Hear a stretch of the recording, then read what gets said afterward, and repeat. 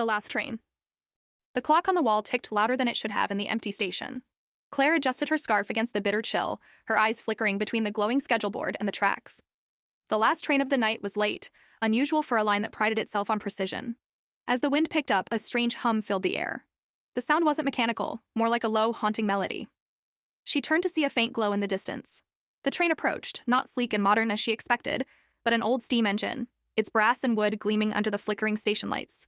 The train hissed to a stop, and the door opened.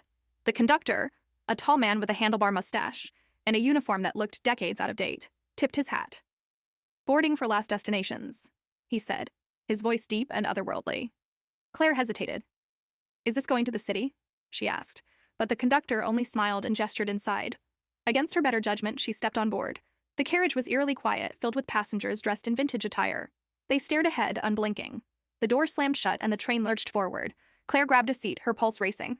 She looked out the window as the scenery blurred, no longer the city skyline, but endless fields of stars, as though the train had lifted off the tracks and was speeding through space. A woman across the aisle turned to her, her voice a whisper.